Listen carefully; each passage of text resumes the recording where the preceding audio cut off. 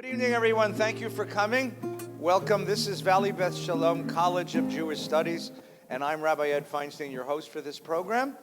College of Jewish Studies is an ambitious program to offer university-level learning without any quizzes, term papers, no sorority parties, and no football team. In that case, we're much like UCLA. In any case, we're delighted that you're here. This year, we have taken up the topic of Israel yesterday, today, and tomorrow, because all of us have a very deep sense of the ways in which October 7th and the catastrophe and the resulting war have changed our attitudes, our way of looking at the world, our way of being in the world, and certainly the way Israel functions. This is our third session. For those of you who would like to catch up on the previous two, they're online. Where are they online, Alana?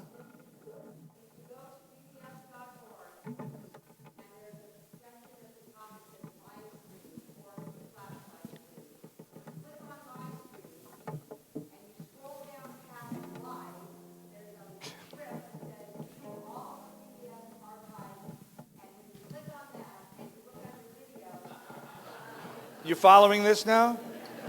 And people say that rabbis are arcane. Go ahead. You stand on one foot and pray to God to open your computer to go to the VBS site, go to live stream, click on that, you'll find us there. It'll be on there. We created a cover. It's a beige cover with blue writing, like the flyer. It says Israel today, tomorrow. Yeah, good. Or something like that.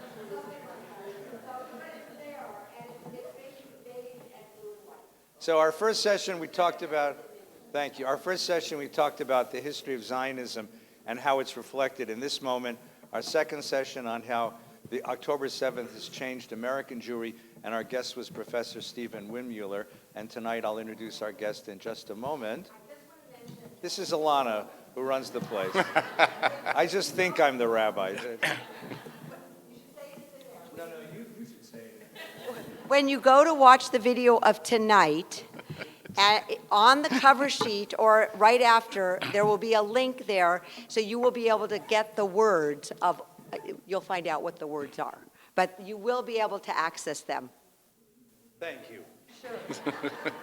Thank you. Now, when we were in the other room, it was hard to move about, but now we can move out. So I'll ask everybody, stand up, and turn around and say hello to the people next to you on the bride side of the family. Go ahead.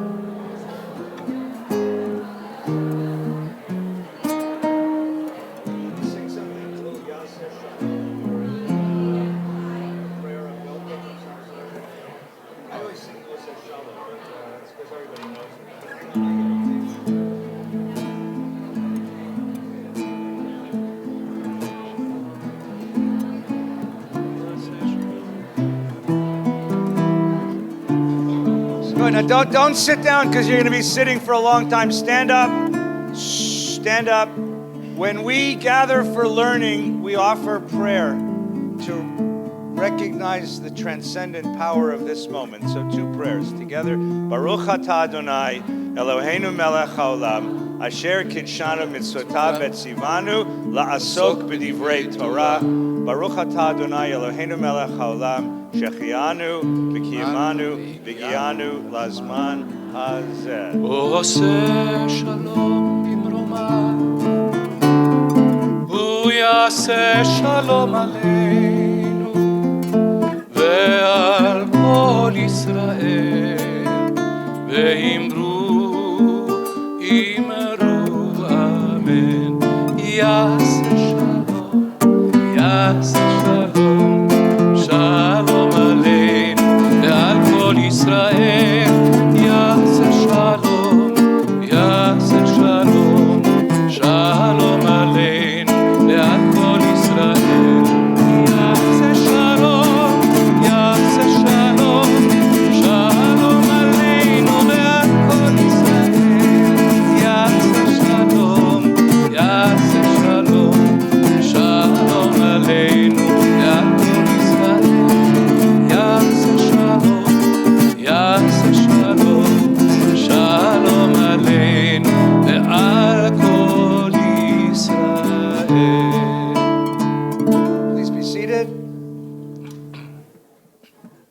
seated. 1973, I went off to Israel for a year of college. I had great plans for a wonderful year in Israel. Anwar Sadat had other ideas. But the summer started. I spent the summer on kibbutz, the same kibbutz my parents had been founders of, so I was welcomed as a Ben Bayit, as a kid of the kibbutz, which was a great experience. And then, as the school year began, I moved to Jerusalem and started Ulpan. And the Ulpan teacher told us that it would be really helpful to build your Hebrew if you listen to the news. Because the news comes on every hour in Israel, and you know it's the news because it has 5 beeps. Beep, beep, beep, beep, beep. Shalom ve'erev rav. And the guy, and I was really good at that. And I learned a lot of Hebrew from listening to I went off and bought a radio. I went to the shuk and bought a radio, and I got a good deal. And I brought it back and started listening to the news. And then in between the news broadcasts, I started turning the stations and listening to Israeli music. It turns out that Israelis were creating music long after Zum Gali Gali that I learned in Hebrew school. In fact, it turned out that as much as I thought I knew about Israel from having studied Zionism, from having studied the history of Israel, as much as I had understood Israel from its politics, listening to its music was a much more powerful window into the heart of who Israel and who Israelis are. And then when the war began, that was the Yom Kippur War, listening to music was truly a way to connect with this country and its anguish, this country and its hope. Once again, we find ourselves in a time of catastrophe, of struggle, and of anguish. And once again, listening to the music of Israel helps us understand who Israel is and what Israel says about itself and what Israelis hope for and dream of, what they're afraid of, what they worry about, and who they really are. And that's our topic in tonight's conversation. Now, I had to find someone who could do this for us.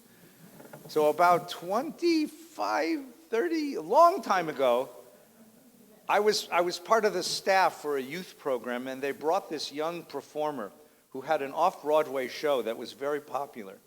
And I watched this show. I was sitting in the third to the last row trying to keep some teenage boys from killing each other. And I watched this wonderful show, and I was so taken with the story of the show. It was a young man who had grown up in Israel of interesting mixed heritage, talking about his grandfather, who was an extraordinary soul. And I said, Ribbono Shel Olam, Master of the world, let me get to know this guy one day. And because sometimes God actually fulfills our prayers, I got to know Donnie Massing. Donnie is an extraordinary performer. Was on television as a kid in Israel. Donnie is an extraordinary teacher of Israeli culture. Donnie is an extraordinary conveyor of the depths of Jewish spirituality. And I called and I asked him, I said, this is a really difficult time. We need somebody to help us understand what Israel's going through. Would you mind coming and doing that? And I'm so grateful that he came all the way out from the desert, just like Moses did. He came from the desert. A burning bush appeared to him and said, go help Feinstein. And he and Terry, his wife, are here with us tonight. Donnie's biography is quite remarkable, and it's sort of part of the story. I will tell you in little snippets that his grandfather wrote the Declaration of Independence of Israel, and he himself has been involved in Israeli life.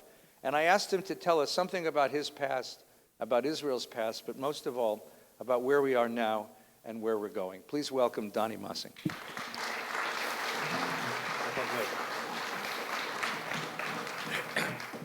So I'll start with a song, and I'll just start singing it, and then I'll explain it, and then I'll talk.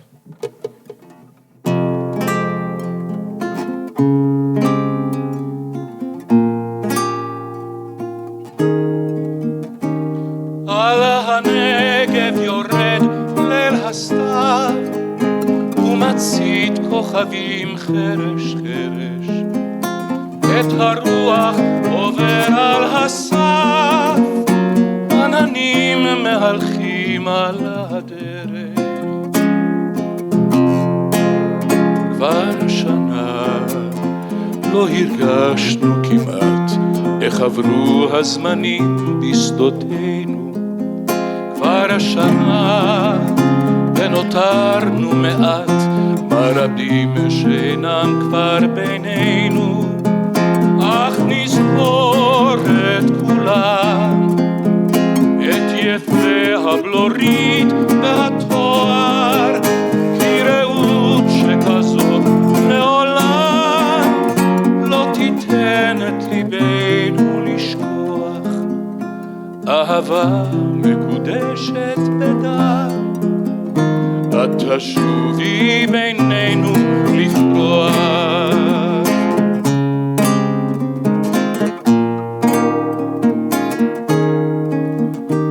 הרעות נסנוך בלי מילים, אפורה עקשנית ושותקת, מלילות האימה הגדולים, את נותרת בהירה ודולקת.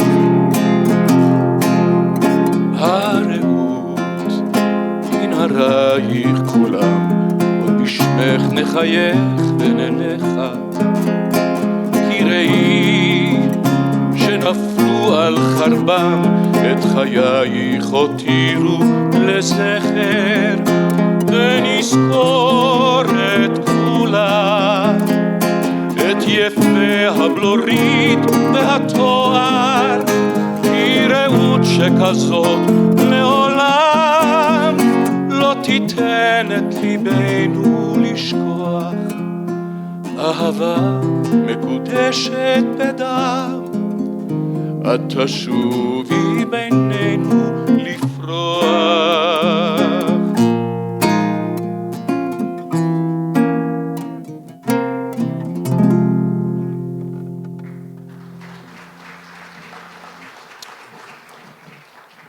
This is an iconic Israeli song by Sasha Argov, arguably the greatest composer ever of Israeli music, alongside in a bit, not exactly the same, but Naomi Shemer.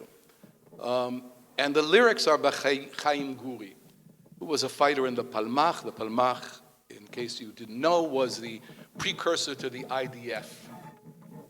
And this is a song, Take, from 1948. This is from the War of Independence.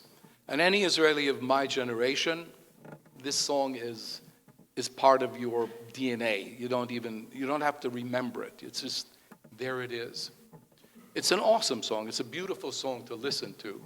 And the words are very stirring, but I want to call to mind the refrain, which says, Ach nizkor et kulam, but we will remember them all, et yefei hablorit v'hatoar, the beautifully maned and handsome.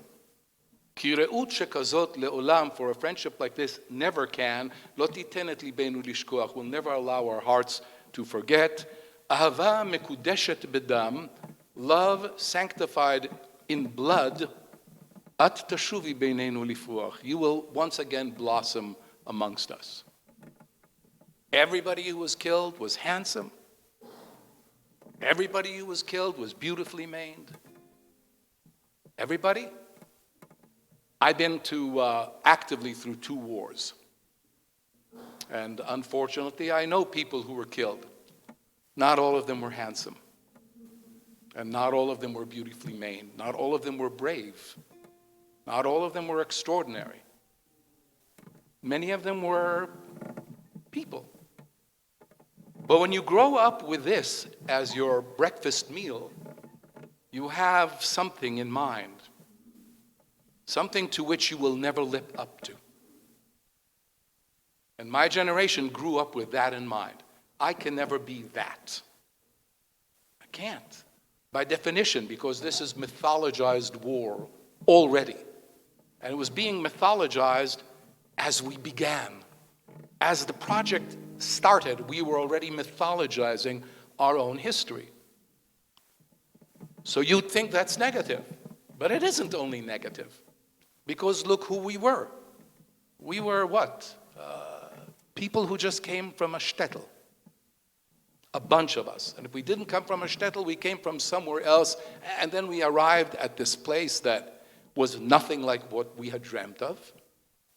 That was hard, really hard, terrible place at the time, filled with swamps and malaria, and if it wasn't swamps and malaria, then it was desert, and it was stones, and it was thistles and thorns. And it had to be made into something beautiful. And there were people who didn't want us to make it into something beautiful. And so you had to take 2,000 years of being the despised, the weak, the ones who could never have an army, who could never fight back, because it was an impossibility, and turn that group of people like that, like a David Blaine trick on a Brooklyn street, into a fighting force, into a proud people. And you need mythology for that. You need to have a myth. Since we didn't have one for 2,000 years of that kind, we had wonderful other stuff, but not this. So we had to create it as we went along. And the music tells you, and you'll see I will bring for you songs along the path up until today. And we'll see what changes. How are we different now? But I want to say this about Israel. I was saying to my wife, to Terry, as we were driving here, and I said, because Terry was saying, but maybe the young people in Israel today, they think differently. Maybe they feel differently than you did. No, I'm sure they do. But I said, look at the mountains, because we live, in the desert, and we're surrounded by these extraordinary mountains that are snow-capped. Okay? The snow is going to be gone in 2 months. But it sits on top mountains. So while the youth may change today, they are standing on top layers and layers of what it means to be Israeli. And that's what I want to bring today. So some words of explanation. I was born and raised in Israel, in a place called Tzahala, which was a neighborhood created for the top echelon of the IDF. My father was a squadron commander in the Air Force. Great. My father was Norwegian.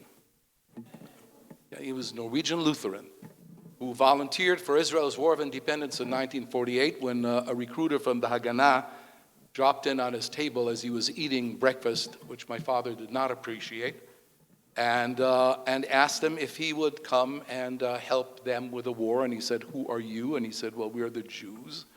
And he said, "Okay, why is there a war?" He said, "Well, it's not there yet, but it's coming very soon."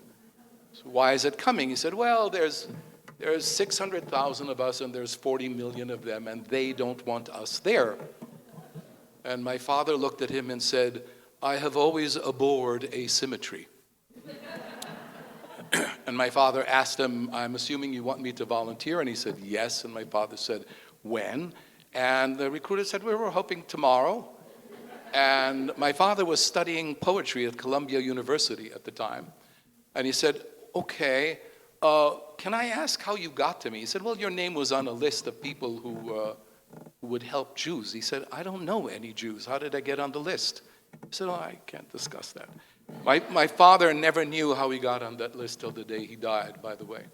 My father said to him, "There's only one thing that I need, and that is I'm Norwegian, so I have to go fly fishing. Is there fly fishing in Israel?"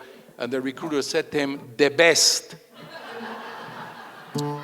And so my father came to Israel. And there he met my mother. And my mother came from a Hasidic Jewish family. Yeah, right?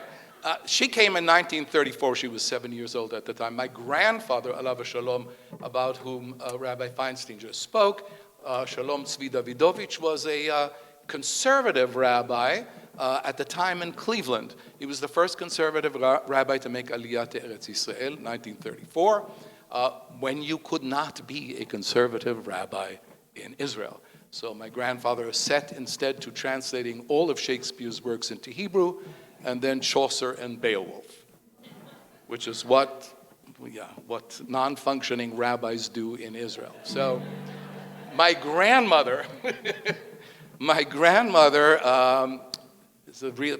was the first theater critic of the Palestine Post and then the Jerusalem Post, but she was a spy for the Haganah. She used to host special soirees at her house in Tel Aviv, where British officers would come, and my grandparents got very friendly with them, and a lot of information was exchanged. Her father, my great-grandfather, Shmuel Blum, first came to Eretz Yisrael in 1917. And he came on the heels of the blessed General Allenby, who relieved us of the Ottoman yoke and introduced us to the British yoke. Though, as my father always told me, if you have to be under somebody's yoke, be under the British, it's better. So he came there and he started purchasing lands. In 1936, my great-grandfather, Shmuel Blum, you can look it up, was the largest owner of private land in Eretz Yisrael, except for the Jewish agency. Purchased land, didn't steal land, didn't take anybody's land, didn't possess anybody, nobody was kicked out, he purchased lands. So my connection to Eretz Yisrael, I'm telling you all of that, is deep. I grew up, I lived through 4 wars, I participated in 2, the War of Attrition, which nobody really talks about, it wasn't that sexy. But it was lousy, between 68 and 69 and a half. And then we had a little breather until the Yom Kippur War, which was horrific. I told them your grandfather wrote the Declaration of Independence. He helped write the first, my grandfather helped write the first draft of the Declaration of Independence in his apartment on 11 Arnon Street. Moshe Shard lived next door, right? Well, he was friends with Ben-Gurion. Yeah. Yeah. And no one knew how to write a Declaration of Independence. Yeah. And they had 48 hours to write one. And because your grandfather was a literary scholar, Yes. he whipped out the American Declaration and said, well, let's start with this. It worked for us. Well, really what they wanted from him, honestly, was the lawyer, Baer, who was the one charged with writing the first draft, confessed to his in-laws that he had no Jewish knowledge. He knew law. And they said, well, you got to go to Dr. Davidowitz in the corner, and he'll help you. And so the word Tzur Yisrael, that's what my grandfather put that. Afterwards, somebody from Mafdal took ownership on that. But That's a famous story. So really quickly, at the end of the Declaration of Independence, there's a phrase.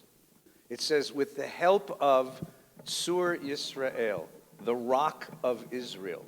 And it was a compromise. Correct. See, the Orthodox, the religious, wanted God's name in the new Declaration of Independence for the new Jewish country. And they would not sign it unless God was in there.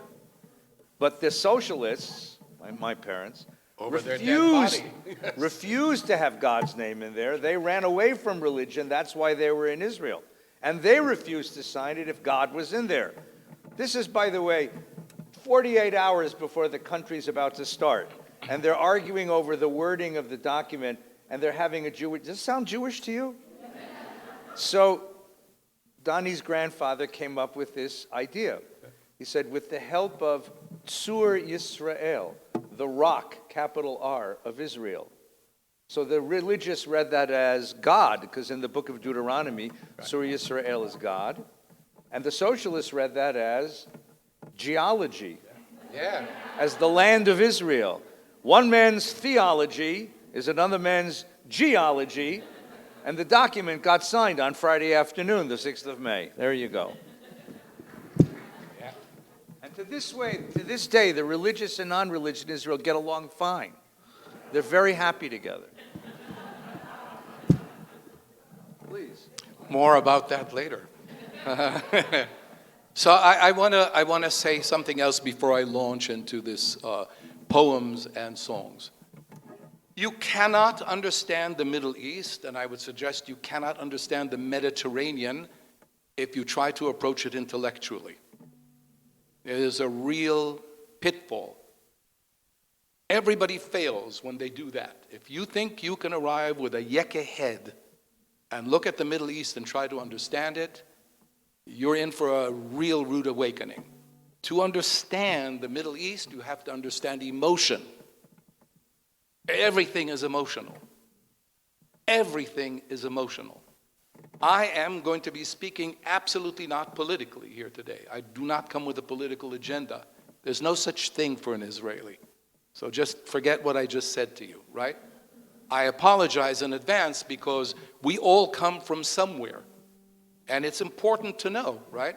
As we just mentioned, Orthodox, and then there's ultra-Orthodox, and then there's anti-Zionist ultra-Orthodox, and then there's Cherut, but in Cherut there was Lehi, and there was Etzel, and there was, and on and on and on and on. And that informed how you grew up, right? It's very important to know, and everything that I'm going to bring, I hope, pushes an emotional button. This is a poem by my mentor and a good friend of mine, Natan Yonatan, who was one of the prime Israeli poets, lived on Kibbutz Sarid, where I went at the age of 17 and kind of rescued my soul there. And Natan was known, famous for writing very lyrical nature poems until his son got killed in the war. And then his poetry took an interesting turn. And this socialist kibbutznik, whose specialty was Greek mythology and who loved jazz and Nina Simone, started writing poetry where you really couldn't tell where did the Bible end and he begin. Right there. Because to be a socialist in Israel in the 40s did not mean that you didn't know the Judaism you couldn't stand. It meant you knew the Judaism you couldn't stand. That's why you couldn't stand it. Right? You knew the Bible, you knew Talmud, you understood that. And at moments, you forgot that you didn't like it. At moments, it would come back. A man looks at his son and sees with his own eyes what he was and is and will be when he himself no longer is. And this entire vision, how it has been extinguished as though thunderstruck. And who will measure his grief if he is like the root or the treetop? And the memory will awaken him to a place in the forest that he and the boy crossed through a thicket of pines, or to that forgotten corner of the field to whom they were the very last visitors at the time of the gathering of the sheep, as the sun gathered from the earth the remnants of its rays, and no one cries out, and no one answers. Silently shall the corner of the field be gathered to its sorrows. And only a father and his son walking together, and no fire, and no wood, and no lamb, and no shofar. And never was there such a love as this one upon the earth.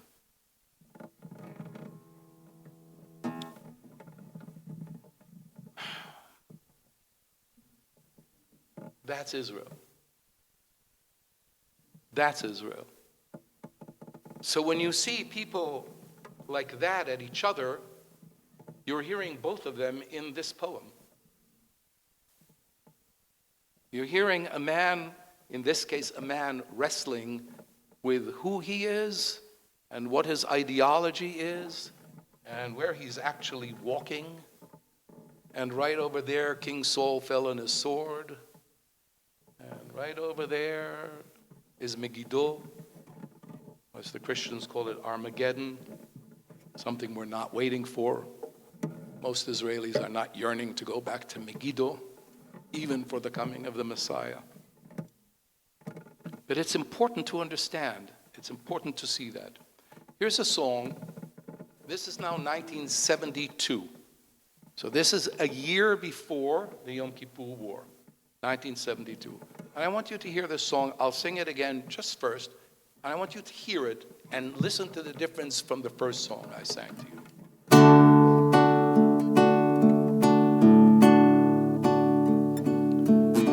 שיר ישן נושן, שיר של חיילים שחוזרים אחרי הקרב, שיר של אהובה מחכה לך, מי שהוא שר את זה קודם, זהו שיר אחרי מלחמה, תמיד מזכיר לי תקווה, היא מחכה אהובה כבר חוזר, זהו שיר שבא אחרי המלחמה. הוא כותב מכתב, היא עונה 3, ככה זה הולך תמיד. הוא שולח שיר, היא מוחה דמעה, מישהו שר את זה קודם. זהו שיר אחרי מלחמה, הוא תמיד מזכיר לי תקווה. היא מחכה, אהובה כבר חוזר, זהו שיר שבא אחרי המלחמה. שיר ישן נושן, שיר של חיילים שחוזרים אחרי הקרב. This is an old song, a song of soldiers who return after a battle, a song of a loved one who is waiting for you. Somebody has sung this song before. This is a song for after a war. This is a song that always reminds me of hope. She is waiting, her lover is coming back. This is a song that comes for after a war. For after a war. Not the War of Independence, not Mivtza Sinai, the Sinai campaign, not the war, the Six-Day War, not the war of attrition. A war. Because what has happened in Israel by now? What's that? Yeah, but wars have happened. There's been a series already. So it's no longer the war. It's a war. The reality of being an Israeli became war. What time is it? Okay. So, when does the shoe drop again? And yeah, it is funny. It's okay to laugh because the alternative is not good. Right? The alternative is you crawl up into a ball and weep all day long. So you laugh or you write songs. And I don't want you to think that all the songs, are about war. I mean, there's a song like Dina Barzilai 496351 צבע עיניים ירוק צבע שיער הרמוני הגובה 160 סנטימטר משקל 58 קילוגרם דינה ברזילי 496351. This is a song about a secretary on a military base whose name is Dina Barzilai, and this is just the person telling you exactly what she looks like and how much she weighs. And then the verses go about her commander who goes out to eat lunch, and then he comes back, and Dina is still in the office. There's no tragedy here, there's no war here, there's no sadness here. There's no like, oh my God, I can't believe how awful it is to be an Israeli. No, it's okay, הדרך ארוכה היא ורבה, רבה, הדרך ארוכה היא ורבת הדר, כולם הולכים בדרך עד סופה, סופה, כולם הולכים בדרך עד סופה המר. Okay, so the path is long, long, long, but glorious. The path is long, and everybody is walking along that path until its bitter end. That's what the lyrics are saying. כולם הולכים בדרך עד סופה המר, אבל אני לבד לבד צועד, הללו, hallelujah, hallelujah. So that too is Israeli music. And that too is what's going on as we're trying to figure out what does this Israeliness mean, because one of the first myths that blow up when you come to Eretz Yisrael is that the Jewish people are not one. Yes, they're one. Yeah. But take, face to face, not one. Hungarians don't talk to the Poles don't talk to the Ukrainians, the Germans don't talk to anybody. It's like people. And you have to come to terms with that we're all somehow one. We're all somehow united. We're all somehow there for a purpose. We're there for a reason. We're there because this is our ancestral homeland. But we've traveled. We've gone through extraordinary things in our lives. And here we are together.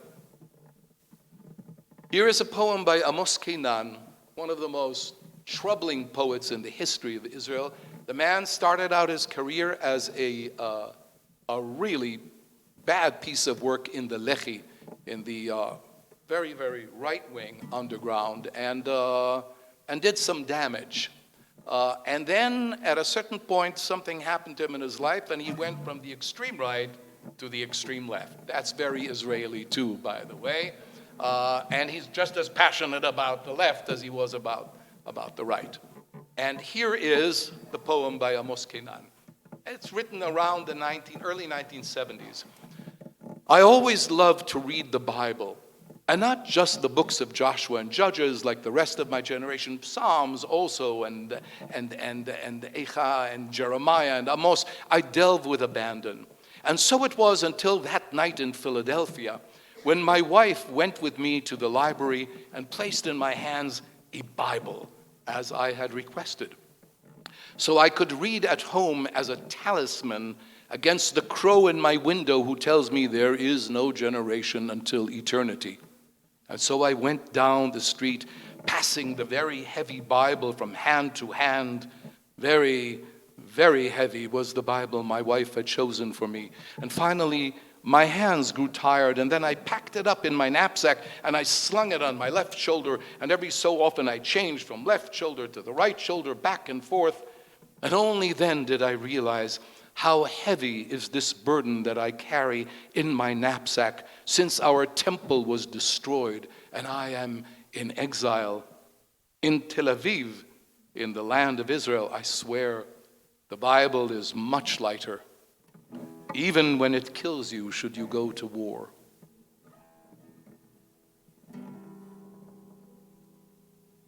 Okay. I can tell you that when I grew up, he got on my nerves. He had a very whiny voice. And he was always complaining. He was always complaining and criticizing whatever the government did wasn't good enough.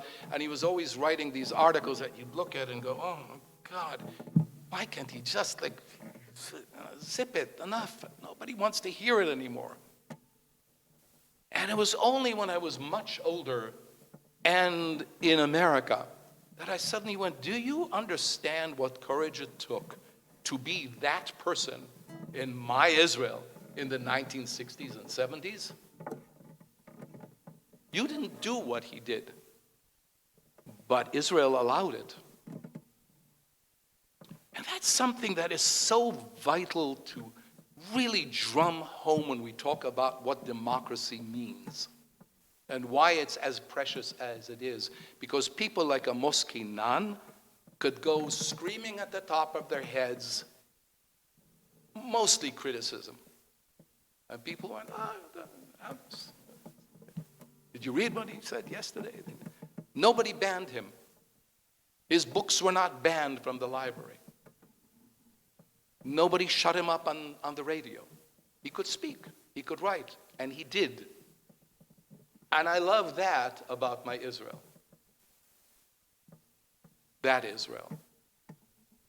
In those days. There's nothing more precious. There's nothing more patriotic than to be able to raise your voice and say what you truly think and what you truly feel. Whether I like it or not is irrelevant. The point is that a society that allows that, and I would state a case that in Israel's case, encouraged it, that's a place worthwhile preserving. That's a place worthwhile having. And on that note,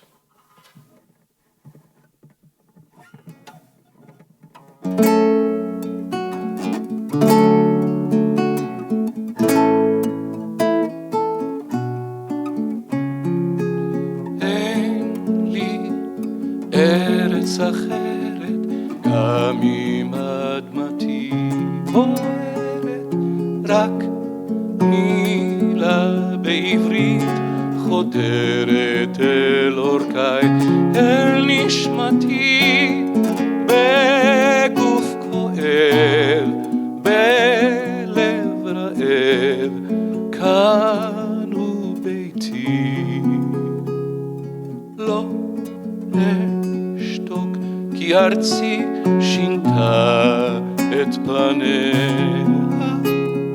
לא אוותר לה, אזכיר לה, ואשיר כאן באוזניה, עד שתפקח את עיניה.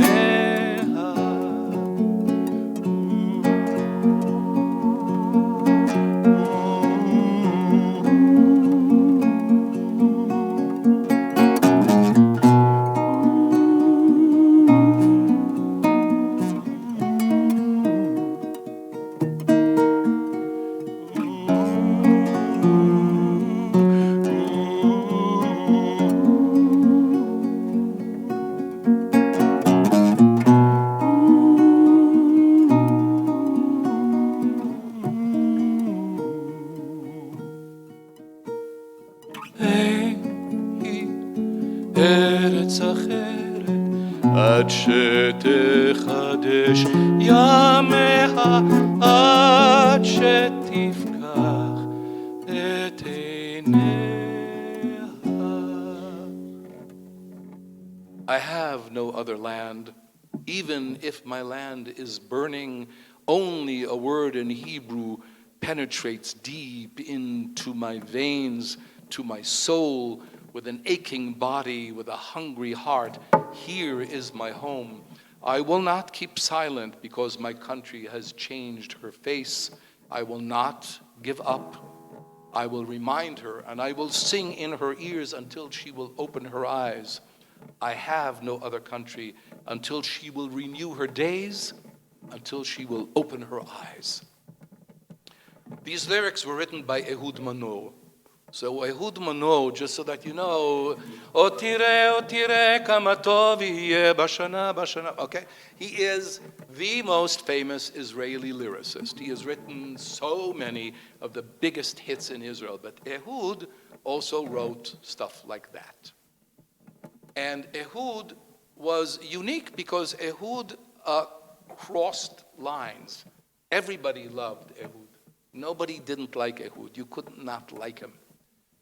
So when Ehud writes this, and he writes this in 1982, so 1982, what happened in 1982?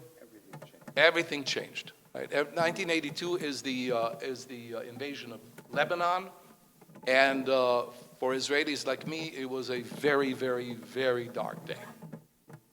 And whether or not you support the invasion to Lebanon or not, you cannot ignore the fact that the country changed irrevocably. So let's take just a minute. So I'm going to offer a Rashi, if that's okay. Oh, please. So the Palestinian Liberation Organization massed in southern Lebanon and began lobbing missiles and projectiles and terrorist attacks on northern Israel and made life in northern Israel impossible. Menachem Begin orders Arik Sharon and the Israeli army to push them back. And they come to an agreement with the American government that they will go as far as the Litani River, which is a river in southern Lebanon, and they will create a demilitarized zone in southern Lebanon to protect the north of Israel. That was the understanding. So the army is called up, young men and women go to war, they push the PLO back to the Litani River. And then Menachem Begin made a decision. Why stop there? And he went all the way into Lebanon, all the way into Beirut, and camped out in Beirut. And there he surrounded Yasser Arafat in Beirut and made a very famous speech. And the famous speech was, we couldn't catch Hitler in Berlin, but now we got Arafat in Beirut. And this was a turning point for Israel, because the war was a defensive war up to the Litani River. But everything after the Litani River, everything after that was an expression of Israeli power. And the question of, can you refight the Second World War? Can you undo the Holocaust? And you need to pick a moment, when Israel, in the eyes of the world and in the eyes of its own kids, changed from David to Goliath, that's the moment. And there was such turmoil within the country and such terrible criticism from outside the country. It's also when the Sabra and Shatila refugee camp catastrophe happened. The Israeli government eventually had to pull out of Lebanon, which took another 10 years to do. But there was a moment when Israeli power changed and the character of the country changed. And Ehud Manor writes this song, which is still being sung right now. Ein li eretz acheret. I got no place else to go. I've got no place else to live, and so I have to work on this place. And even if I have to keep screaming and screaming and screaming, I will make this place into the home that I want to have. Thank you. It's perfect. And I want you to know what Ehud did, which was really clever. Ehud said he wrote it about his brother's death in the war of attrition. He was just reminded of it, which took away the whole sting of criticism, because he wasn't, God forbid, making any political statement, right? And that's how he did it. And only Ehud could have gotten away with this song, by the way. Anybody else would have written it, they would have had some reckoning to do. So I want to read you a poem now, which will inform you of Israel in another way. I write in the Hebrew language, which is not my mother tongue, to lose myself in the world. He who doesn't get lost will never find the whole, because everyone has the same toes, left big toe by right heel. And sometimes I write Hebrew to cool the blood that spurts endlessly from my heart. It's always like that. There are many treasures in the coffer I have built in my chest, but the colors of the night that was spread over exposed walls peels without ever knowing what all this wonder is. And I write in Hebrew to get lost in my words, and also to find a bit of interest for my footsteps. I have not stopped walking. Many paths have I traveled, engraved by my hands. I shall take my feet in hand and meet many people and make them all my friends. Who is foreign? Who far? Who near? There is no strangeness in the ways of the world, because strangeness mostly lies in man's heart. This is a poem by Salman Masalha, who is a Druze poet. If you know anything about the Druze, they are a unique group of people that are an offshoot, a breakaway sect from Islam. Happened around the 11th century in Muhammad Darawza in Egypt. And they became their own group of people. The Druze are famous for being absolutely loyal to whatever country they live in. So, no, but like seriously, I mean, these people, you want October 7th, a lot of Jews got killed too. First of all, because they're fighting in the front with all Jewish soldiers. They are in top units, they are now generals, there are colonels, these are seriously patriotic Israelis. Their cousins who live in Syria are seriously patriotic Syrians. And the ones in Lebanon are seriously patriotic Lebanese, and on and on and on. They don't, by the way, like to marry outside of the group. So when George Clooney married his wife, it was not a huge hoopla in the Druze community. Just to make things clear, it was a mixed marriage they had not been happy about. I know. Hey, Ma, I'm going to marry George Clooney. Don't bring him home. Okay.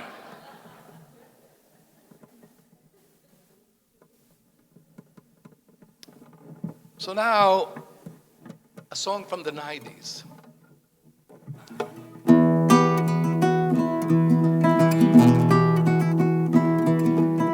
זה עוד יום שישי, נושם את האוויר, האור והצל משחקים, שוב תופסת. השולחן ערוך, תמונות ילדות על הקיר, שיירות לבנות חוזרות מבית הכנסת, והריח הזה ששורט לי את הלב, מתגנב ופותח דלתות אל אושר קטן, אל אותו שיר ישן שעובר אצלנו במשך דורות. מתנות קטנות, מישהו שלח לי מתנות קטנות, רסיסים של כוונה, עיגולים של אמונה. מתנות קטנות, מישהו שלח לי מתנות קטנות, כמו הכוח לקבל את מה שאין, את מה שיש, מה עוד אפשר כבר לבקש. מתנות קטנות.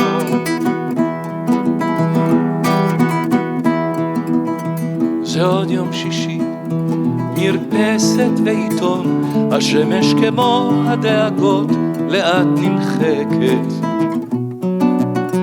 מנגינות פשוטות זוחלות מהחלון, ושום שערה כבר לא תסתיר פה את השקט. מתנות קטנות, מישהו שלח לי מתנות קטנות, רסיסים של כוונה, עיגולים של אמונה. מתנות קטנות, מישהו שלח לי מתנות קטנות, כמו הכוח לקבל את מה שאין, את מה שיש, מה עוד אפשר כבר לבקש. מתנות קטנות. הבנו בחרת ואותנו קידשת, ברוך אתה אדוני מקדש השבת. והריח הזה ששורט לי את הלב, מתגנב ופותח דלתות אל אושר קטן, אל אותו שיר ישן שעובר אצלנו במשך דורות. מתנות קטנות, מישהו שלח לי מתנות קטנות, רסיסים של כוונה, עיגולים של אמונה.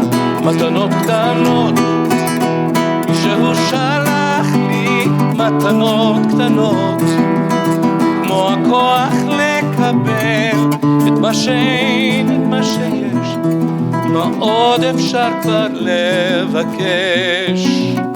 מתנות קטנות.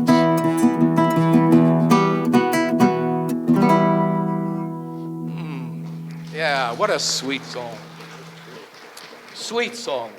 Noam Chorev wrote the lyrics and Rami Kleinstein wrote the melody. I love the music, but the words are beautiful because they're kind of quintessential Shabbat in Tel Aviv when you think about it. The song is not outwardly religious, but it shows you that there's an underlying, there's a ground there that is completely anchored in tradition, and he's watching what he calls white columns returning from synagogue.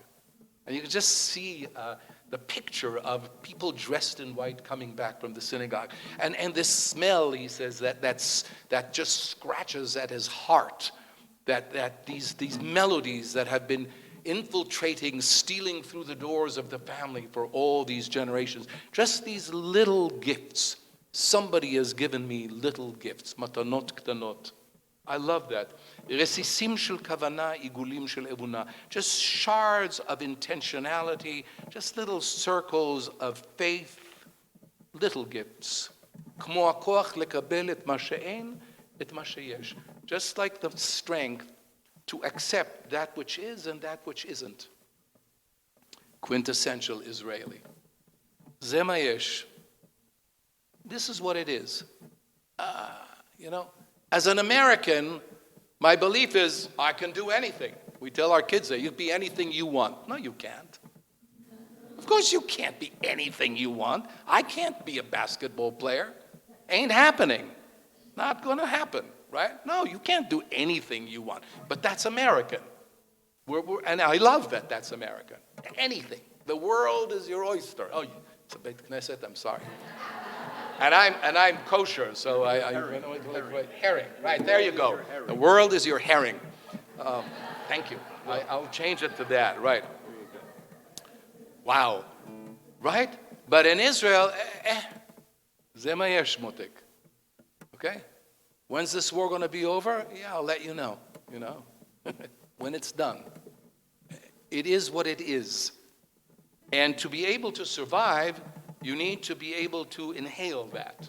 You need to be able to just,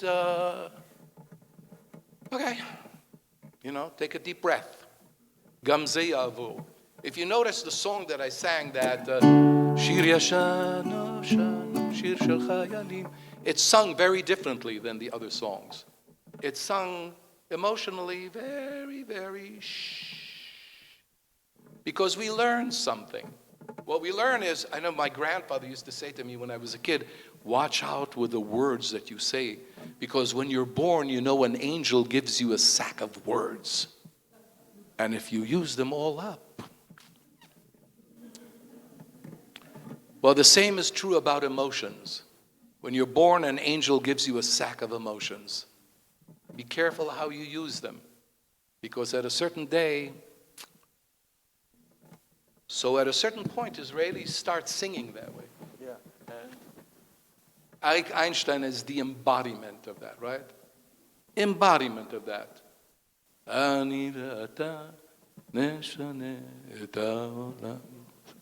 What? No, it sounds like he's crooning some kind of a really mellow thing late at night. You and I are going to change the world. Not that way. Well, yeah, because shwoya shwoya, as the Arabs say, laat laat, take it easy. Watch your emotions. Because if you spend them too much, do you know how many catastrophes are going to happen in our country? And this is in 1972. And look where we are today. So, it's like shmirat hirayon, when you're pregnant, and sometimes you have to watch out. Be very careful with it, right? Not exert yourself. This is the truth of being Israeli. And it's not that it's not emotional, it's very emotional. But the emotion has to be right underneath the surface. V'hamivin yavin. Those of us who understand, we understand. We know you're being emotional now. We get it. We can hear it in the words. You're going to say something. Go ahead, you're doing. I was going to talk about matanot. Please do, say something. No, there's a difference between Jerusalem and Tel Aviv. And it's not just the 11 miles of road between them. The difference is Jerusalem lives in the past and in the future, and Tel Aviv lives in the present. Okay. In Jerusalem, history hangs in the air. Ideology, philosophy, destiny hang in the air. In Jerusalem, everything is serious, because in Jerusalem, everything is symbolic of something worth fighting over, worth fighting for. Jerusalem has that heaviness. And the only time it sort of leaves is on Shabbat. Because in Shabbat, the buses stop running in Jerusalem. And literally at 4:30 in the afternoon, 5 o'clock in the summer, 6 o'clock in the summer, that you can feel the tension of the city begin to loosen. And Shabbat comes over the city. Very few shops are open. Almost no restaurants are open. People are walking to shul. It's a religious city. It's a serious city. Tel Aviv, different. Tel Aviv lives in the present. Tel Aviv is what Ahad Ha'am, the great philosopher, called the Hebrew city. Not the Jewish city, the Hebrew city. Here, Ivri. It's a very different atmosphere. Not nearly as religious, not nearly as ideological. Much more fun. Better restaurants, a lot more clubs, a greater diversity of outlooks. So Shabbat in Tel Aviv is very different than Shabbat in Jerusalem. The buses keep running in Tel Aviv. The clubs open. But even so, and this is what the song's about. Even so, even among the people in Tel Aviv that call themselves chilonim, non-religious people, Shabbat comes. You can smell it, mamish. In every apartment building, there is the smell of chicken cooking. Everywhere you go, right? Everywhere you go. And if you get there right about 6:30, 7 o'clock, everyone is at a table. You look around. It's a remarkable thing. Shabbat comes, and everyone seems to know the words. There's a beautiful thing that happens in the summer. If you haven't been, you got to go. Yes. At the Namal, which is the new port. There was the old port, and they remodeled it, made it into a beautiful, beautiful recreational area. And a group of Argentinian Jews, lunatics, but beautiful men and women, Beit Yisrael Tfilati, did a Friday night service. A rock and roll Friday night service. Half the melodies are Beatles songs. It's amazing. And you go there, and there's 800 people sitting on little plastic chairs, right? Some of them are tourists, tourist groups visit. Some of them are kids from their youth programs. But lots and lots and lots of them are Israelis. And I'm sitting there with Nina, and I knew the guys who were leading it. So they said, Ed, come on. I had to go sit in the front, right? And I'm sitting, and I'm watching a guy. He's wearing board shorts and a tank top and sandals, and he's holding a baby in one arm and a beer in the other arm. And he knows all the words to the service by heart. He's singing all the verses of Lecha Dodi by heart. No yarmulke, God forbid, no tzitzis. I mean, it's a really interesting new kind of character. So when the song, first of all, it's a joyful song because the 90s were a moment of optimism in Israel. Remember, 93 is Oslo. We signed a peace treaty. We could see peace coming. Peace was coming. It was finally going to happen. This war was finally going to end. It was the beginning of the tech revolution in Israel.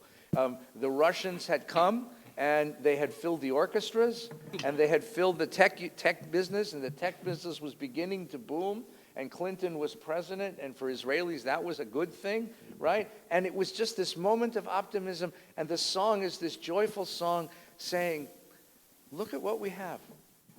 Matanot, matanot, little gifts, the little gifts of Israeli life.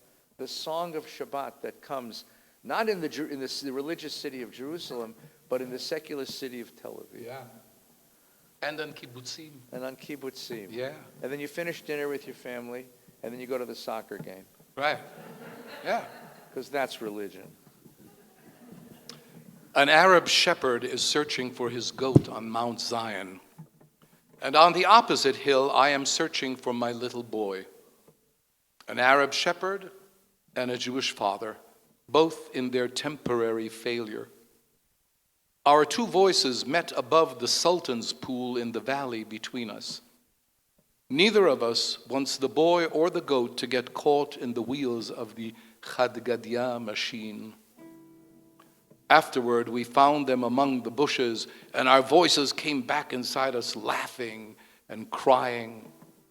Searching for a goat or for a child has always been the beginning of a new religion in these mountains. Yehuda Amichai, master. A word about that. When Natanya Natan wrote, when Ehud wrote, when Amichai wrote, when they spoke, all Israelis listened. Politicians, not always. But the poets and the writers, always. It's a very important point to make, right? This is a country that revered its writers and poets. It held them in very high esteem. It forgave them a lot of monkey business because of their bravery, because of their willingness to voice that which most people couldn't voice. Amichai is never telling you anything extraordinary. It's not anything that wouldn't have occurred to you, except it hadn't that way. And Amichai's glory was that he wrote in a Hebrew that was so simple. It was so simple There was nothing fancy about his Hebrew. He wasn't showing off. He wasn't going, look, Ma, no hands. Was doing any of that. No somersaults. Just the necessary word. Very little. And when you finish hearing the poem, you always go, wow, oh, okay. Yeah. It's a recognition. It's not a surprise. It's a recognition. It's like, dowsers who go, especially in the Appalachia, and they go looking, divining for water, right? And you have this forked stick, and when the stick suddenly falls, that's where the water is. That's what happens when you're listening to poetry like that. You discover your own well. You discover your own spring. You go, oh, well, he's a dowser. That's what he is. He's walking around and he's with a divining thing. He goes, oh, here's a poem for you. It happens, it usually hits all of us, but that's what's so, I love Amichai for that. Such great, great poetry. So I want to sing you a song from now. Yes? Read it again. Yeah, read it again. I want you to hear it again, because what Donnie's pointed out is so very important. Amichai's poetry is very accessible. Even in translation, it's very accessible, although Hebrew is better. But you've got to listen. You've got to listen, because he's opening up a window on the human condition in Israel. So I'm going to ask him to read it one more time, because I want you to hear a story of two fathers. Please. An Arab shepherd is searching for his goat on Mount Zion. And on the opposite hill, I am searching for my little boy. An Arab shepherd and a Jewish father, both in their temporary failure. Our two voices met above the Sultan's pool in the valley between us. Neither of us wants the boy or the goat to get caught in the wheels of the Khadgadia machine. Afterward, we found them among the bushes, and our voices came back inside us, laughing and crying. Searching for a goat or for a child has always been the beginning of a new religion in these mountains. They're not talking to each other, really. And when their voices returned, he said, our voice came back inside us, laughing and crying. Each one their own experience of the shared experience. Each one their own narrative of the same experience. You have to be Israeli to understand that you will never be as intimate with anyone as you are with your enemy. We know each other in a way that unless you were there, you can't know. I know you. Ask an Israeli to walk down a street and identify a Palestinian. And ask a Palestinian to identify an Israeli in New York, in London, anywhere. Bang, like that. The Israeli can have darker skin and darker hair, and it doesn't matter. We know each other. We recognize each other. And that which is tragic binds us. Not because we want it to bind us, not because we want the tragedy, but because there it is. The truth of our intimacy is tragic. And it's a very hard thing to grasp. I mean, we live in a country that's really, this is not a country. This is a continent. This is a continent with disparate people who really don't always really belong together. And we're bound together here by a philosophical agreement of government. Have been, at least until now. Right? It's fraying at the edges really badly. But to be American does not mean to be that we're the same. No, Italian American, Irish American, Jewish American, blah, blah, blah, blah, blah. And that's the beauty of America. We're bound that way. It's very hard to understand. What do you mean to intimate with your enemy? We're not intimate with the Vietnamese or the Iraqis or the Afghans. We don't even pronounce their names correctly. Think about it, right? Iraq or Iran. You know? Think about it. But when you come from there, I know you. By the way, we eat the same food. We have the same emotional response to the same place. unfortunately, right? That's the tragedy. But it does say in Re'eh, in the book of Deuteronomy, Re'eh hineni noten lifnecha hayom klala ubracha. See, I place before you today a curse and a blessing. Not a curse or a blessing. A curse and a blessing. What are you going to make of it? What are you going to make of it? Because they're tied. Like it or not, I'm tied to the people on the other side. מה לעשות? שניים אוחזין בטלית, זה אומר אני מצאתיה, וזה אומר אני מצאתיה. Talmud, right? Baba Mitzia. Yeah. Two are holding on to a talit. This one says, I found it. That one says, I found it. This one says, it's all mine. That one says, it's all mine. What do you do?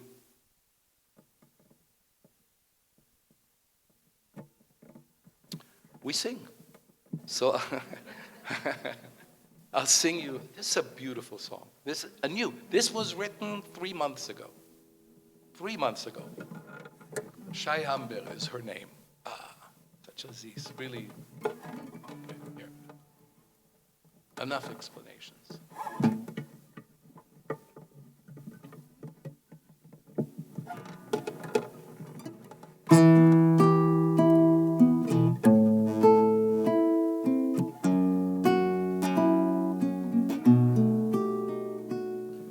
נגן לי כמו פעם הערב דופק הדלת לא נפתחת חיכיתי ברעד ולא באת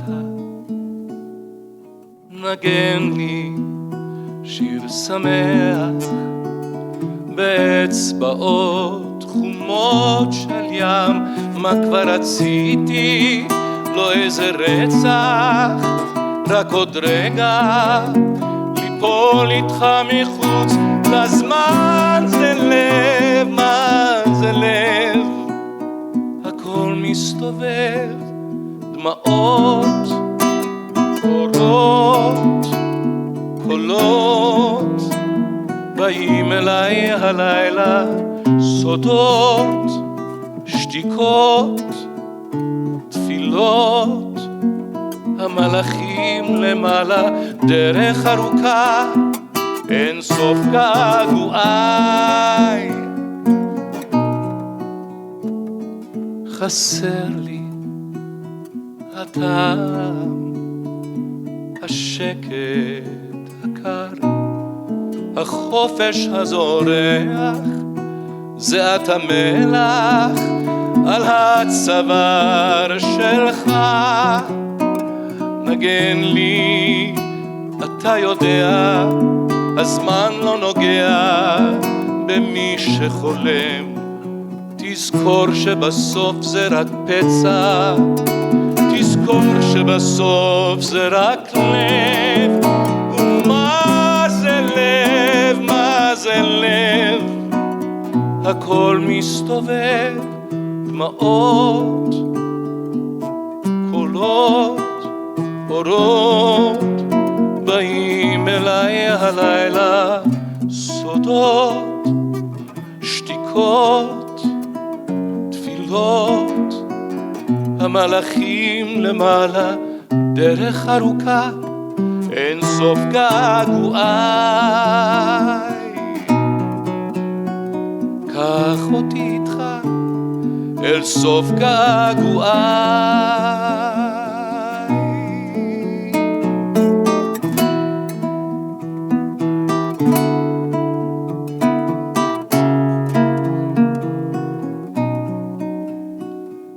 נגן לי כמו פעם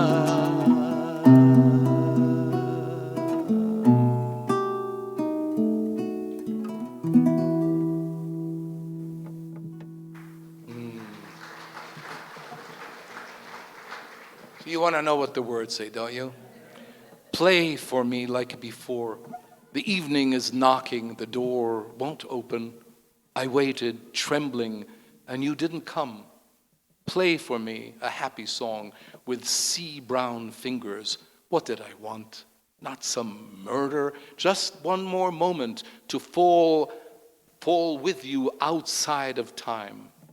What is a heart? What is a heart? Everything is spinning, lights, tears, voices coming to me tonight, secrets, silence, prayers. The angels are above a long road, the endlessness of my yearnings. I miss the taste, the cold silence, the scintillating freedom, the salty sweat on your neck. Play for me. You know, time does not touch the one who dreams. Remember, after all, it's just a wound. After all, it's just a heart. And what is a heart? What is a heart? Everything is spinning, lights, tears, voices coming to me tonight, secrets, silences, prayers.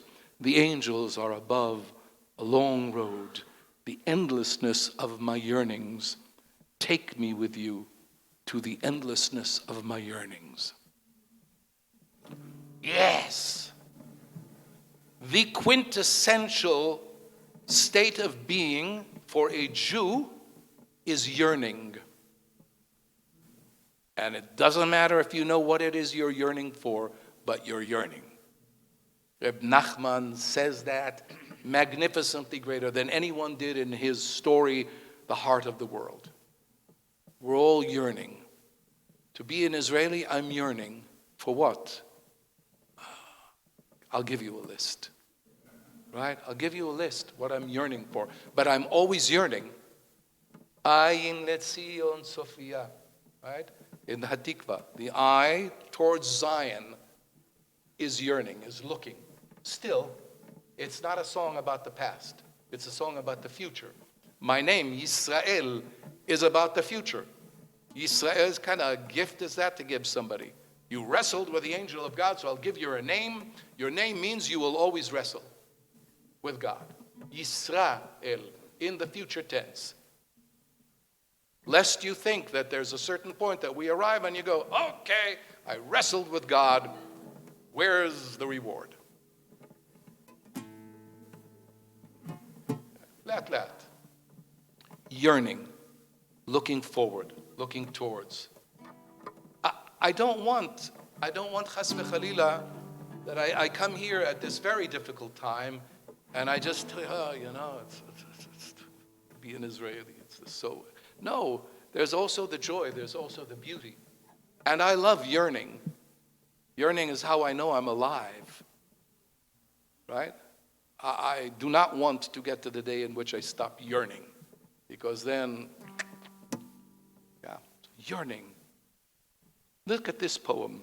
This is a poem written in the early 70s by Tet Karmi, who was an American Jew who actually, after World War II, worked in an orphanage in France, taking care of children who came out of Auschwitz. Yeah, there's a job. And he wrote down their nightmares and then came out with a phenomenal book of poetry about the nightmares of these children. It's just wonderful. And then he taught at the Hebrew University. Anybody who had him said he was one of the most difficult teachers they ever had. Wonderful poet. I want to read this for you. I go into the dark kitchen and press the switch. Lights. I sit on the sofa next to the dog. He turns on his back, raises his paws, and yawns. In the bedroom, I lean over my wife. She smiles and her slumber murmurs and falls back to sleep. Don't they understand? Fiery creatures are uttering, the angel of death is in the city, the altar is weeping. And I go from room to room, night after night, counting the miracles. This could have been written yesterday morning. That's the beauty, and that's obviously the tragedy, because so many of these things could have been written now, right now, today. Right now, today. I'll tell you something, because I'm going to sing now, kind of to begin wrapping this up, a song by Naomi Shemer. So I grew up in a house where we were not allowed to mention the name of Menachem Begin. He was that man, or my father called him the brown shirt. There you go, I'm just laying it out. You need to understand how Israelis hand difference of opinion. Okay. Ben Gurion, by the way, never spoke to Begin personally. He said, Tagidu la'ishahu, tell that man. That's how they spoke in the Knesset. Yeah. Tell that man. Okay. One of my really strongest influences and a personal friend of mine was Arik Sharon.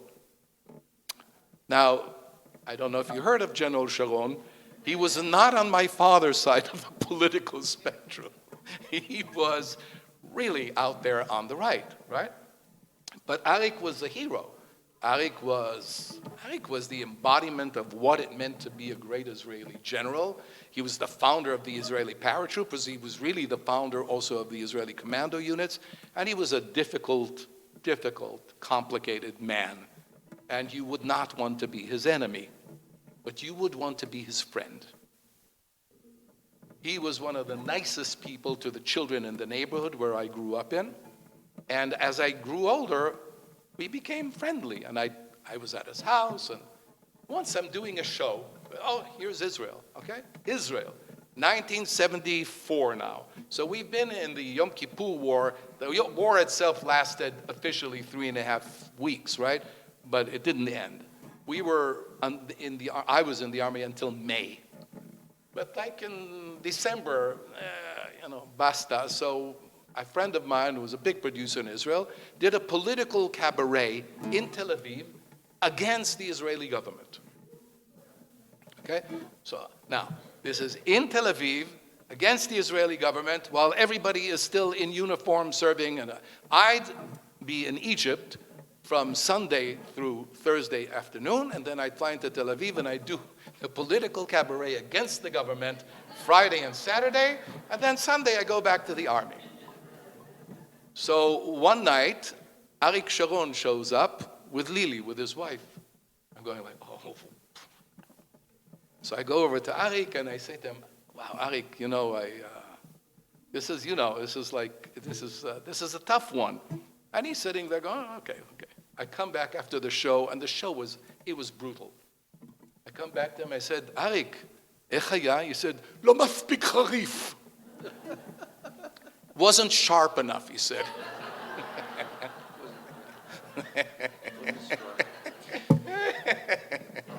That's Israel. That's Israel. Naomi Shemer was on that side of the political spectrum. I didn't agree with hardly anything she had to say. She was not a friend. We knew each other, but she was not a friend. It just wasn't. What are you going to do? But I sing her songs because she's a great songwriter. And that's Israel. Right? That's Israel. It doesn't matter what political side you're on. A good singer is a good singer, and a good songwriter is a good songwriter. Nekuda, sof pasuk. That's the end. There's nothing to talk about. They're either good or they're not good. And in my Israel, certainly in my youth and certainly well into my 20s, that was the accepted wisdom. But I think some of it still till today. Naomi Shemer was biggest on kibbutzim. In my kibbutz, where I was in Kibbutz Sarid, they wore black armbands when Stalin died. I just want to give you a picture, right? Yeah. And on that kibbutz, they'd sing songs of Naomi Shemer, like with full-throated out, from who they'd call a fascist right-wing whatever, right? Because not in her songs she wasn't. Not in her music she wasn't. Not in her lyrics she wasn't. I want that. I want that. That's what I want Israelis to remind themselves of, my fellow countrymen. Remind ourselves of that. Remind yourself that you can be a friend of Arik Sharon even as you will vote against him vociferously. Remind yourself that you should sing Naomi Shemer. She's the greatest writer of lyrics in Israeli history, period. Nobody can touch her. She is unbelievable. She's so good, it's wow. Okay? So don't invite her over for dinner. That's it. At the end of the day, that's it. Don't invite her over for dinner. You don't have to be friends. But beauty is beauty. Truth is truth. Hope. Here we go.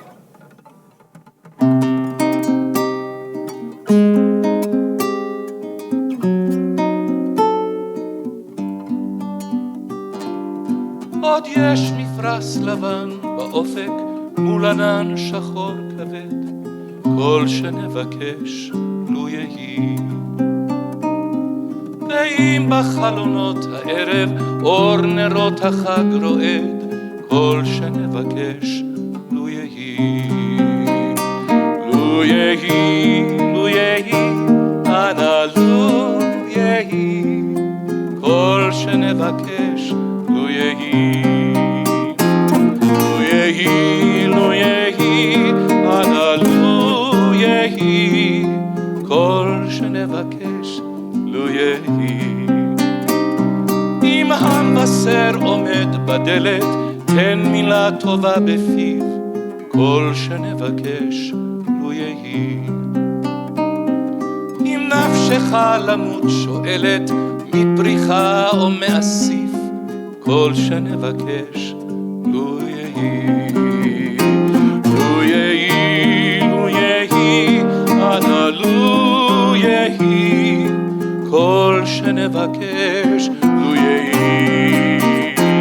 לו יהי, לו יהי, אנא לו יהי, כל שנבקש לו יהי. בתוך שכונה קטנה מוצלת, בית קט עם גג אדום, כל שנבקש לו יהי. זה סוף הקיץ, סוף הדרך, תן להם לשוב הלום, כל שנבקש לו יהי. לו יהי, לו יהי, אנא לו יהי, כל שנבקש לו יהי. לו יהי, לו יהי, אנא לו יהי, כל שנבקש לו יהי.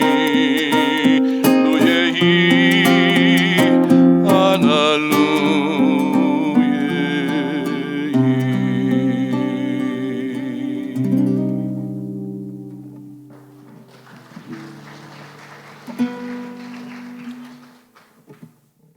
There still is a white sail against the horizon opposite a dark black cloud. Everything we ask for, may it be, let it be. And if in the evening windows the holiday candle is still flickering, all that we ask for, let it be.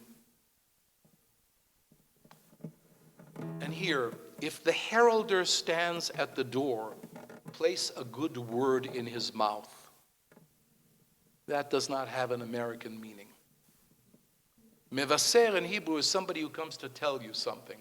And when somebody comes to your door to tell you something, that is a tragedy. That's a tragedy. A mevaser comes to let you know that your kid just got killed. But look at how she handles that. It's to die for.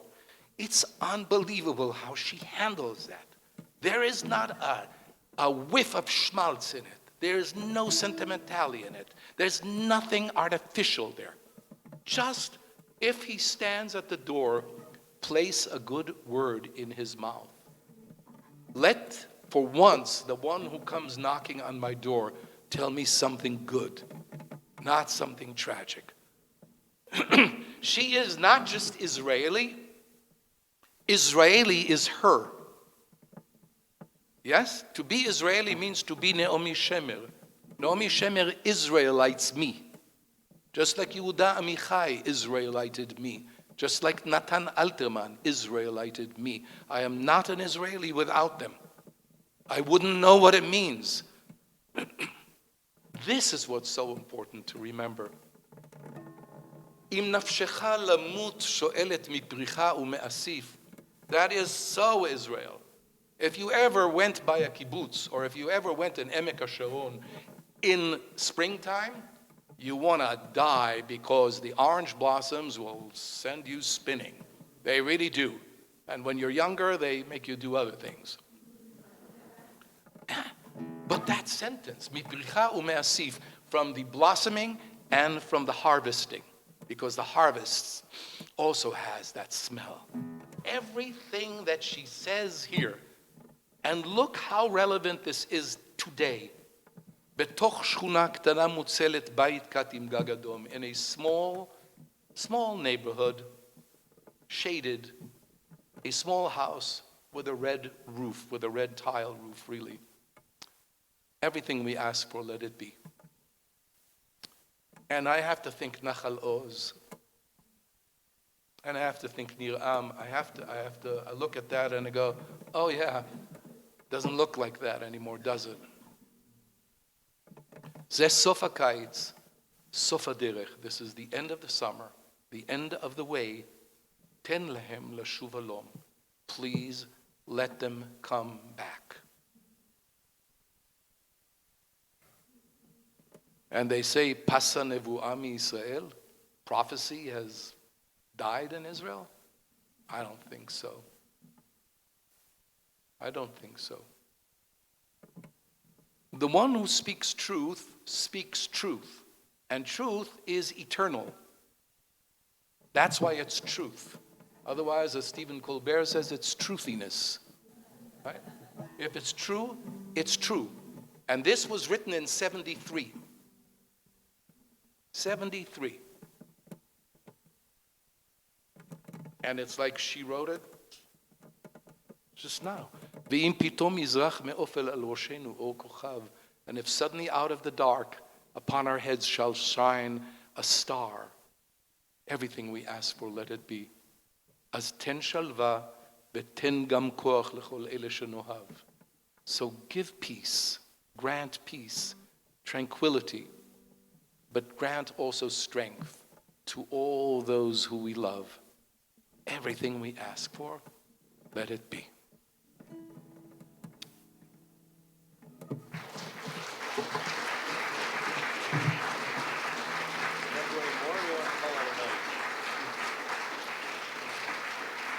Thank you.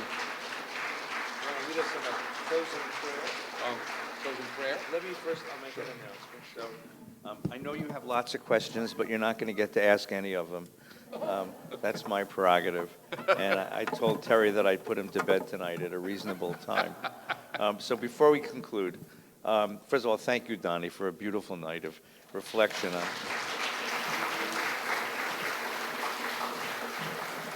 And the program has been recorded. It's not being broadcast, but it's being recorded.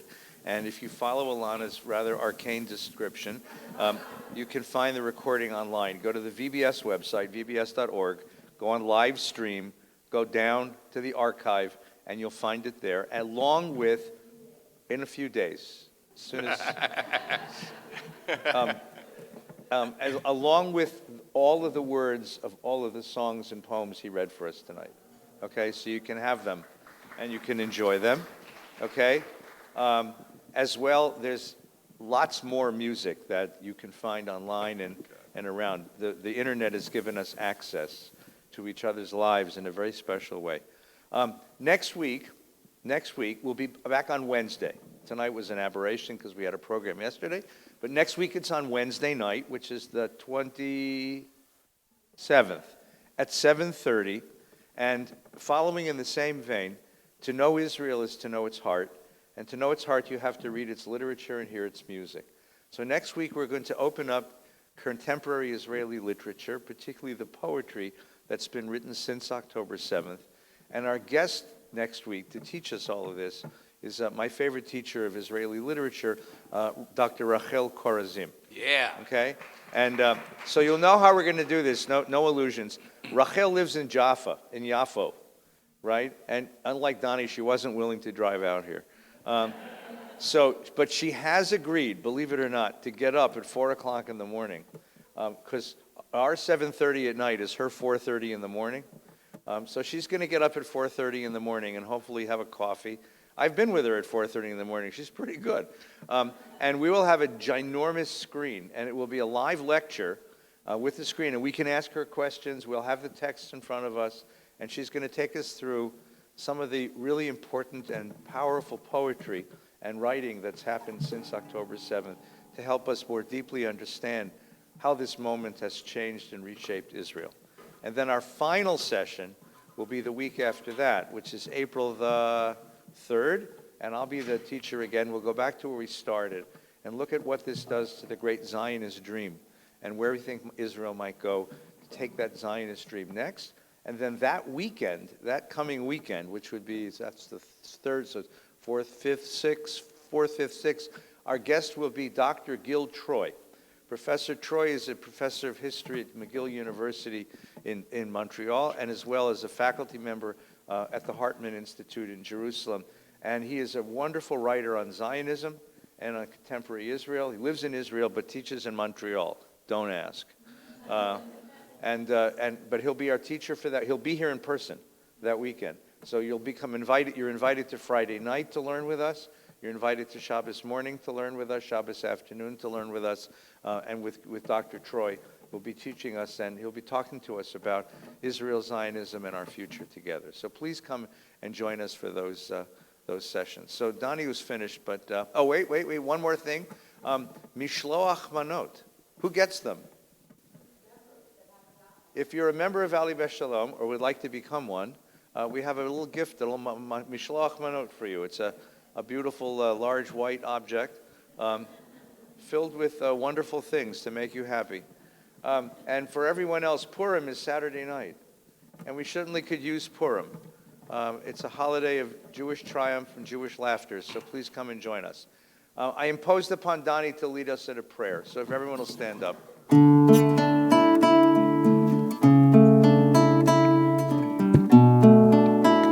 Your arms around each other because we all got shots. We're all good here.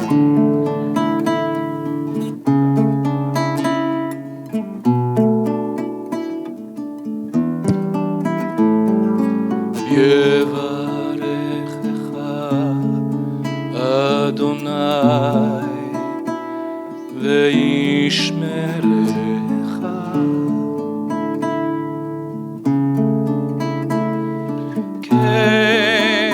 Yehi Ratzon Ya'er Adonai panav elecha Vichuneka Ken Yehi Ratzon Yisa Adonai panav elecha ve'yasem lecha shalom ve'yasem lecha shalom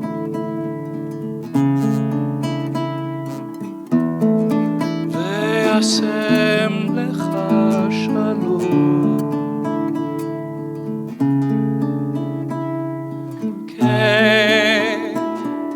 Yehi Ratzon